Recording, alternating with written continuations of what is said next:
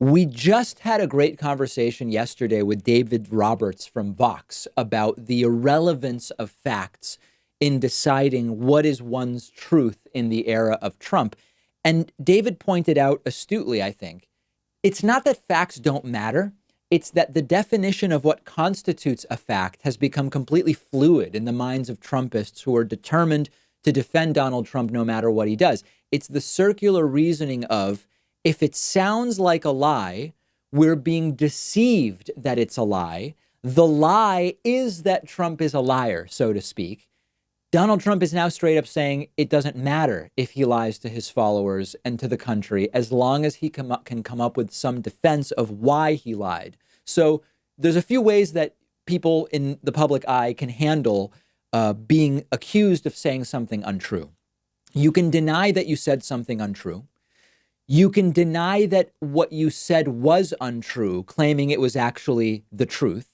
And you can also say, I lied, but it doesn't matter that I lied. And that's what Donald Trump is doing about the justification for assassinating Iranian General Qasem Soleimani without congressional authorization. So the first justification was Qasem Soleimani had to be taken out.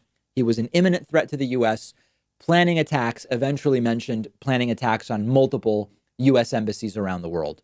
While Donald Trump was still repeating that justification, his own Secretary of State, Mike Pompeo, started using a different justification, which was, we took out Soleimani because of his history of doing bad things. Now, taking him out because things he did in the past is very different than saying he was imminently planning an attack on the United States or its assets. Of course, this immediately became a topic of discussion because first, Donald Trump doesn't get congressional authorization for the assassination, which he said under Barack Obama presidents need to do. Then he says the justification was imminent danger. Then they change and say, well, it was the stuff that he did in the past. But then Donald Trump actually tweets, it really doesn't matter what explanation I give. It doesn't matter whether it's true or it isn't. Tweeting a day and a half ago, the fake news media and their Democrat partners are working hard to determine whether or not the future attack by terrorist Soleimani was imminent or not. And was my team in agreement? The answer to both is a strong yes, but it doesn't really matter because of his horrible past. It actually does matter. Here is Donald Trump talking to Laura Ingraham a few days ago, asked by Laura Ingraham, don't Americans deserve to know why you really assassinated him without congressional authorization? That's my wording, not hers. Donald Trump said, no, they don't.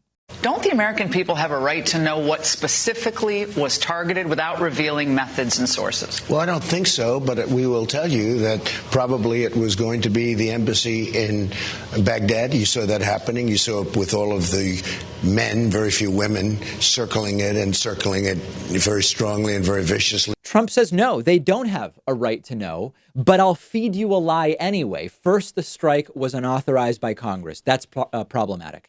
Then the Trump administration gives conflicting justification for why the strike happened. That matters. Trump risked war.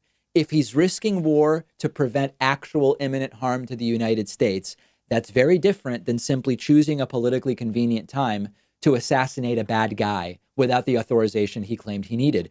Now it just so happens that the imminent threat explanation is bogus. Multiple officials from the Pentagon have said there was no evidence of an imminent threat. There was no evidence that embassies were about to be targeted. There's no evidence of any of it. So when a Trumpist says that's right, throw credibility in the trash. Whatever Trump says was the reason he assassinated Soleimani doesn't matter, even if it's a lie because Soleimani was a bad guy. What Trumpists are saying is it's fine that the president lies, not for national security reasons, not because of sensitive classified information. It's fine that he lies just for the hell of it. And for a political movement that claims to hate postmodernism, most of them don't even know the term, but those that do claim to hate it, they are very comfortable playing fast and loose with the definition of reality and fact and empiricism and just calling things what they are. And Trump is right in a sense.